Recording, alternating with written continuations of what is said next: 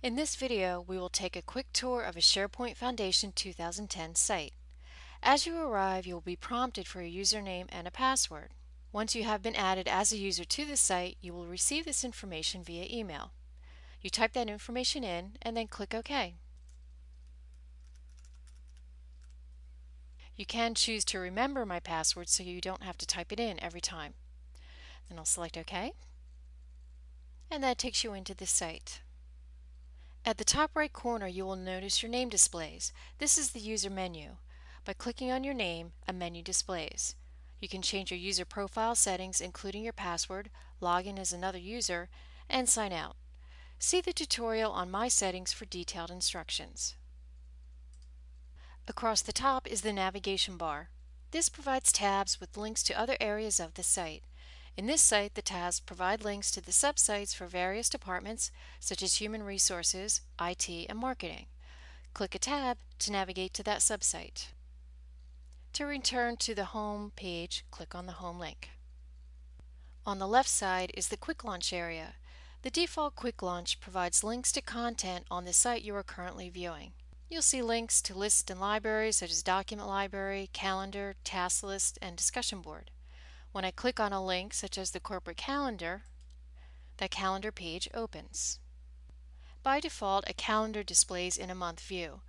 On the upper left side is a navigation box to change which month you're viewing by clicking on a month, or you can scroll through the years to navigate forward and backwards through the years.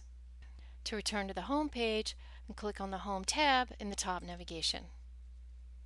Next, I'll go to the training site, and notice the links in the Quick Launch are specific to the training department.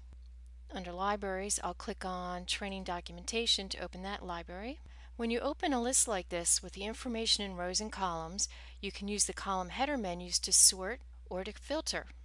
So for example, I could choose to sort the document list by their modified date, mouse over the column heading, click the drop-down arrow for the menu, and choose Descending. That way the most recently modified document will be at the top of the list. To put them back in order by their document name, I mouse over the name column, click the drop-down, and choose Ascending.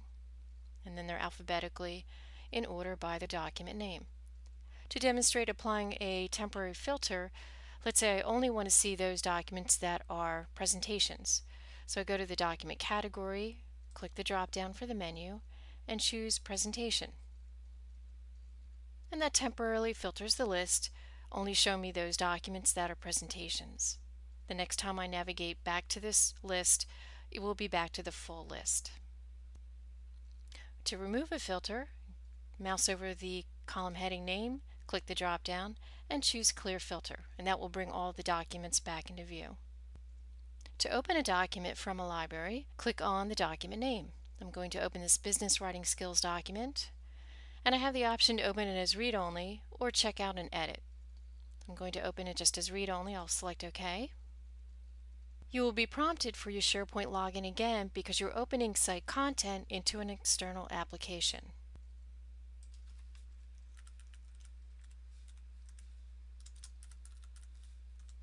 So once you've entered your login information, select OK, and the document will open.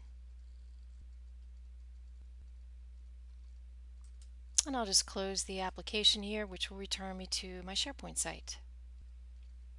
The Quick Launch doesn't necessarily provide links to all content of the site. To see a complete list of all the content, use the All Site Content link at the bottom. This provides a complete list of all the content in the site that you're viewing, which in this case is the training site. Not just what is shown in the Quick Launch. The content is grouped by category, so we have the document libraries, followed by any picture libraries, lists, discussions, and at the bottom, any subsites of the site I'm currently in. If the Quick Launch has been removed from your site, you can still access a list of all the content from going to Site Actions in the top left corner and choosing View All Site Content. It brings you to the same place. At the bottom of the Quick Launch is a link to the recycle bin. This is similar to the Windows recycle bin. It stores content that has been deleted from the site you are viewing. Each subsite has its own recycle bin.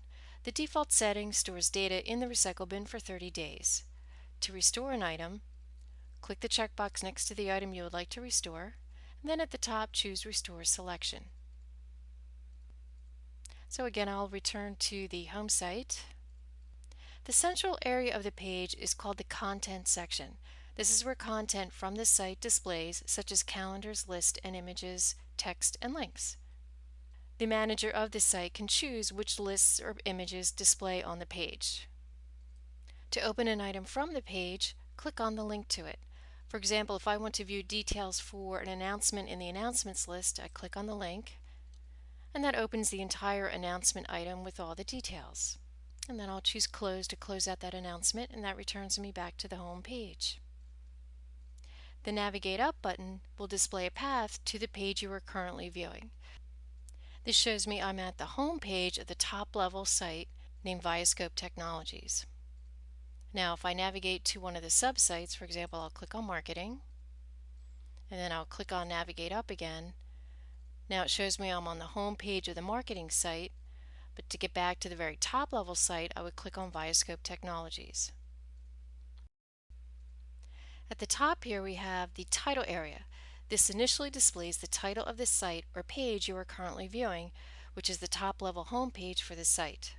Notice it changes when I navigate to the IT subsite. As you navigate through elements within the current site, the title area will be updated to include the title of the site and the breadcrumb trail down to the item within the site being viewed. So the breadcrumb trail here indicates I'm on the home page of the IT subsite. Now I'll navigate to the IT FAQ list. Now the breadcrumb trail indicates I'm in the IT FAQ list, which is displayed by category on the IT site. I can click on IT, and that will return me to the home page of the IT subsite. To return to the home site of the entire site, I can click on the Home tab on the top navigation, or click on Navigate Up and click on Viascope Technologies. Next, we'll take a look at the ribbon area. In SharePoint 2010, the ribbon is a toolbar that appears across the top of each page and displays many of the most commonly used tools, controls, and commands. The options available to you are based on what you are working on and your permissions. The commands in the ribbon are organized under ribbon tabs. By default, when viewing a site, the Browse tab will be the active tab, which does not show any commands. However, when I click the Page tab, a series of buttons display related to modifying the page I'm currently viewing. Now I'll click on the section on the page titled Corporate Documents. You'll notice the ribbon changes, displaying two more tabs labeled Documents and Library under a tab heading Library Tools. If I click on the Library tab, that displays a series of buttons related to working with the document library. When I click on the Documents tab, that displays a series of buttons related to working with individual documents in the library. When I click on the page outside of the document library, the Library Tools ribbon closes. The Edit Page button puts the page in edit mode, allowing you to add and remove components from the page or change the page layout. This is covered in detail in the Working with Pages tutorial. And to close out of these page editing tools, I'll click on the Browse tab. As the site grows, you will need a convenient way to locate information on your site. In the upper right area is the search box. You can type a word or phrase for the content you want to locate in the site. Let's say someone told me there was going to be a presentation provided to the employees regarding a new dental benefits. Rather than sifting through the different sites to see if I can find anything, I'll use search. So I'll click in the search box, and then I'll type in my search text, which is dental benefits, and then I'll click the Go Search button. And I can see the second result down goes to the Human Resources calendar, something regarding dental benefits, so I'll click on that link. This takes me to the Human Resources calendar, and I can see right here is the new dental benefits item. So after I click on that in the calendar, the event details display. I can see where it's being held and the time. And then I'll just choose Close to close out of that.